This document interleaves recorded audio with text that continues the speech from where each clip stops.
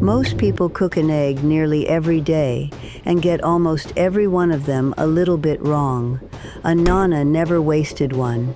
Today, 25 clever egg tricks she used to make them perfect every time, including the one that peels a boiled egg in one clean piece, and a number one that turns out the silkiest scrambled eggs of your life. Let's get into it. Number 25.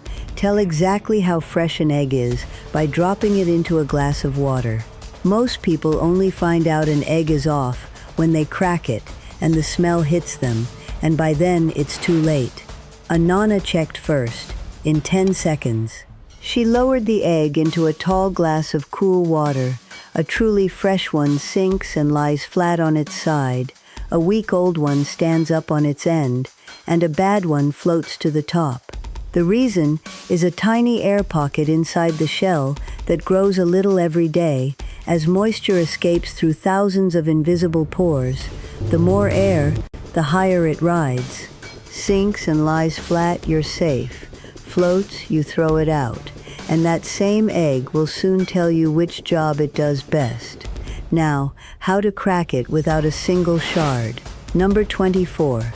Crack an egg on a flat counter, never on the sharp rim of the bowl.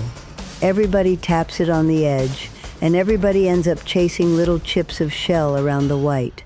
A Nonna cracked hers on the flat worktop every time. Wrapping an egg against a hard edge caves the shell inward, shattering it into the very fragments you're trying to avoid, and pressing whatever clung to the shell straight into your food. A firm tap on a flat surface cracks one clean fault line instead, so the egg opens in two neat halves and nothing crumbles in.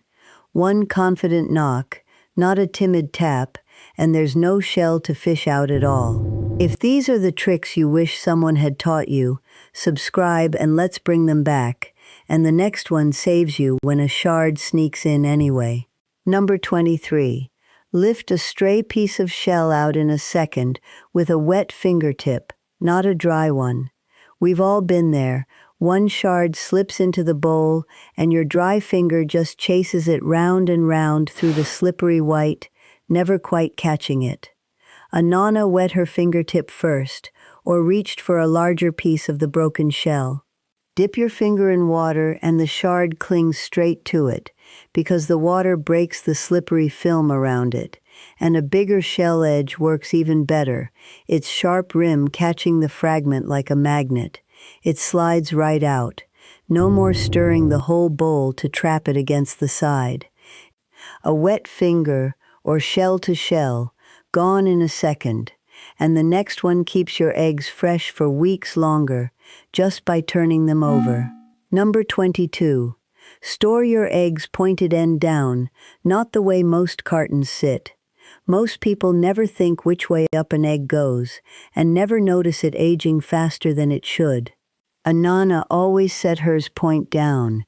Remember that little air pocket. It sits in the wide, round end. Keep the round end up and the pointed end down, and the yolk stays cradled in the middle of the white, away from the air and away from the shell, so the egg keeps fresher and the yolk sits perfectly centered. Leave them in their carton too, not loose in the door, because the carton buffers the temperature and blocks fridge smells. A shell is porous and will drink up the scent of last night's onions. Point down, in the box, at the back of the shelf.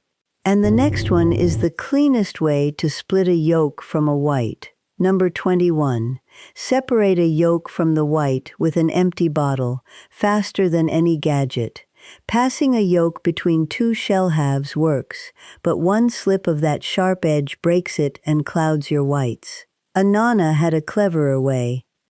Crack the whole egg into a bowl, take an empty plastic bottle, give it a gentle squeeze, hold the mouth right over the yolk, and slowly let go. The suction draws the whole yolk up inside, clean and unbroken, leaving every drop of white behind. It works because the yolk is held by a fine skin that keeps it whole as long as you don't pierce it. One bottle, one squeeze, not a speck of yolk in your whites, and that clean split is everything for the next one. Number 20. Whip your egg whites into a tall, glossy cloud by keeping everything spotless. People whisk, and the whites stay loose and soupy, and never work out why. Nonna knew the enemy was fat. Even a trace of yolk in the whites, or a film of grease in the bowl, will stop them foaming, because the fat breaks down the delicate web of protein that traps the air.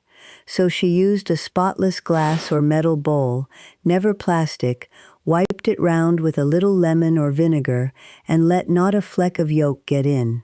Whites at room temperature climb into a firm, shining peak, up to 8 times their size. If a Nonna's kitchen is the one you'd have loved to grow up in, subscribe and pull up a chair. And the next one is why her cakes always rose even. Number 19. Bring your eggs to room temperature before they ever go near a cake. You take cold eggs straight from the fridge, beat them into creamed butter and sugar, and the batter seizes, splits, and bakes into something dense and heavy. Nonna always set her eggs out first. A cold egg shocks the soft butter and makes it clench instead of holding the air you beat in, and cold whites won't climb as high. Left on the counter for half an hour, or slipped into a bowl of warm water for 10 minutes in a hurry, those eggs blend in smoothly, hold the air, and the cake rises light and even. It's the quiet reason a home baker's sponge comes out flat, while hers came out tall. And the next one is a boiled egg with no ugly gray ring. Number 18. Boil an egg with a sunshine yellow yolk, and never that gray-green ring again. That dull ring around an overboiled yolk, with its faint whiff of sulfur, is where most people go wrong without knowing what it even is. Nonna cooked hers gently and by the clock. That ring is iron from the yolk, and sulfur from the white, reacting when the egg is cooked too hard and too hot. So she lowered the eggs into water already at a boil, covered the pan, slid it off the heat, and let them sit. 6 or 7 minutes for a soft, jammy center, 10 or 11 for firm all through, then straight into a bowl of ice water. The gentle heat and the cold shock stop the cooking on the instant, so the yolk stays bright and sweet. And the next one is the exact trick you clicked this video to see. Number 17. Peel a hard-boiled egg so the whole shell slips off in one clean piece. This is the one on the thumbnail. The first time it works, you'll laugh out loud. You know the misery. The shell comes away in 20 tiny chips, half the white torn off with them, a smooth egg turned into a crater. Nonna had this beaten from every side. First, an older egg peels far more easily than a fresh one, because as it ages the white draws back from the membrane, so keep the just-laid eggs for frying and boil the ones a week old. Add half a teaspoon of baking soda to the boiling water and it works the same magic, gently raising the pH so the shell lets go. And after the ice bath comes the real trick. Tap the fat end, roll the egg under your palm to craze the shell all over, or drop it in a glass with a splash of water and shake. The shell shatters and the egg slides out whole under running water. And the next one is the humblest trick of all, and the one she loved most. Number 16. Turn a fridge full of odds and ends into a golden frittata, and waste absolutely nothing. We open the fridge, see a heel of cheese, a handful of wilting greens, a few cold potatoes, and last night's pasta, and think there's nothing to eat. Nonna saw supper.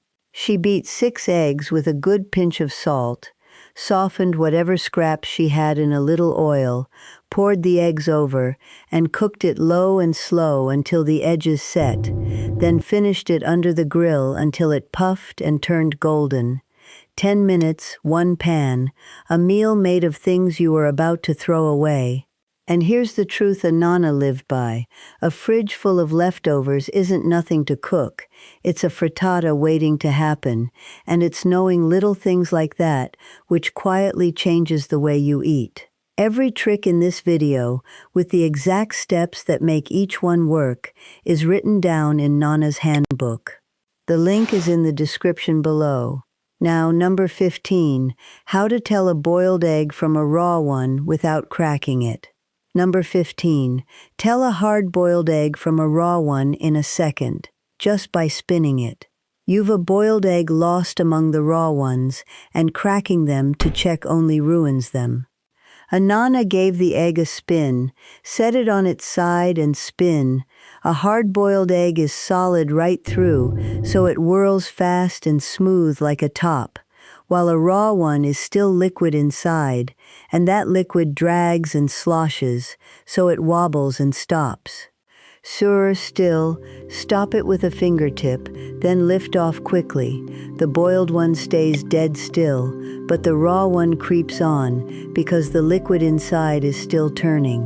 And the next one gives you a poached egg as neat as a cafe's, with no vinegar at all.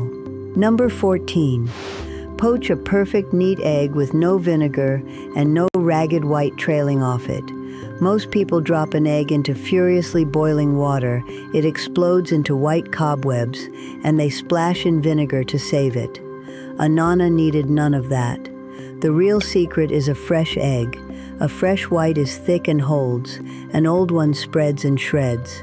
She brought the water to a bare tremble, cracked the egg into a little cup, gave the water a gentle swirl, and slid it into the middle of that whirlpool so the moving water wrapped the white around the yolk. 3 minutes for a soft running center, then lift it out. And the next one lets you do a whole tableful of them at once. Number 13. Poach a dozen eggs for a Sunday breakfast without losing your mind. Poaching them one at a time, the first going cold before the last is done, is nobody's idea of a good morning. A nonna poached them ahead. She slipped each egg into barely simmering water, cooked it just short of done, then lifted it into ice water, where it kept a day or two in the fridge. When it was time to eat, she lowered them all back into hot, not boiling, water for barely a minute, and served a whole platter at once, every yolk still soft. The ice water halts the cooking so they hold, and a warm bath brings them straight back. And the next one is the prettiest fried egg you'll ever plate. Number 12. Fry an egg with a lid and a splash of water, and never flip it again. A fried egg with a runny yolk but a raw film on top is a sad thing, and flipping to fix it usually breaks the yolk. A nonna covered the pan. She cracked the egg into a little warm butter, added a single tablespoon of water to the side of the pan, and clapped a lid on at once. The water flashes to steam, the lid traps it, and that gentle steam sets the top of the white to a soft veil, while the bottom goes lacy and crisp, and the yolk stays liquid. For a perfect round, cook it inside a metal ring or a thick slice of onion, and the next one gives your bread that bakery shine. Number 11. Brush a little beaten egg over your bread and pastry for a glossy golden crust. You bake a loaf or a pie, and it comes out pale and matte, when a 30-second brush would have made it glow. A nonna kept an egg for exactly this. Paint a thin coat over the dough just before it bakes, and the proteins and sugars brown into a deep, shining crust. A whole egg gives a golden gloss. A yolk with a drop of cream gives dark mahogany, and the white alone a pale, crisp sheen. She used it as glue, too. A stripe of egg wash between two edges of fresh pasta seals a ravioli so it never bursts in the pot. And the next one turns 2 eggs into a silky Roman soup in minutes. Number 10. Whisk 2 eggs into simmering broth for stracciatella, the silkiest soup in Italy. When there was little in the house but eggs and good broth, a nonna made a soup in the time it takes the pot to boil. This is stracciatella, little rags, a Roman treasure. She beat 2 eggs with a fistful of grated Parmesan, then, with the broth at a gentle simmer, drizzled the egg in slowly through the tines of a fork while stirring in slow circles. In seconds it set into fine, tender ribbons, soft and silky, never tough. The trick is a gentle simmer, never a hard boil, or the egg seizes into rubbery lumps instead of threads. And the next one is the fluffiest omelet, from a place you'd never think to look. Number 9. For a light, fluffy omelet, add a splash of water, not milk. Everybody splashes in milk thinking it makes eggs richer, then wonders why the omelet turns out wet, heavy, and a little rubbery. Nonna reached for water instead. A tablespoon of water to a couple of eggs turns to steam the moment it hits the hot pan, and that steam puffs the eggs from the inside, light and tender and tall. Milk does the opposite. It dilutes the eggs, then weeps its own water as they cook, leaving them soggy and quick to go rubbery. Beat the eggs well with that water, pour into a hot buttered pan, and lift the edges as they set. And the next one is how she never wasted a single spare egg. Number 8. Freeze your spare eggs to keep for months, beaten in a tray, never whole in the shell. The hens give a glut, or a recipe leaves you 5 yolks and no plan, all bound for the bin. Nonna froze the surplus, but never in the shell. Freeze a whole egg, and the water inside swells into ice and cracks the shell wide open. Instead, she cracked and beat them, because a raw yolk alone freezes into a stubborn gel. A pinch of salt for cooking, or a little sugar for baking, keeps it smooth. Then she poured them into an ice cube tray, 1 egg per cube, and bagged them once solid. 1 cube is 1 egg, thawed overnight in the fridge. And the next one lets 1 egg stretch a little meat into a meal for the whole table. Number 7. Bind a little meat into a feast with 1 egg, the way she stretched a sundae. When money was short and the meat was little, Nonna could still fill every plate, and the egg was how. For polpette, meatballs, or meatloaf, she mixed a little meat with soaked bread, grated cheese and herbs, and bound it with 1 beaten egg. As they cook, the egg sets and knits everything into 1 tender, juicy shape that holds together instead of crumbling in the pan. That 1 egg let half a pound of meat feed a family of 6. Just don't overdo it. Too much egg turns them dense and springy, so 1 egg to a pound of mixture is plenty. And the next one builds a whole jar of sauce from a single yolk. Number 6. Turn 1 egg yolk into a whole jar of thick, glossy sauce with nothing but oil.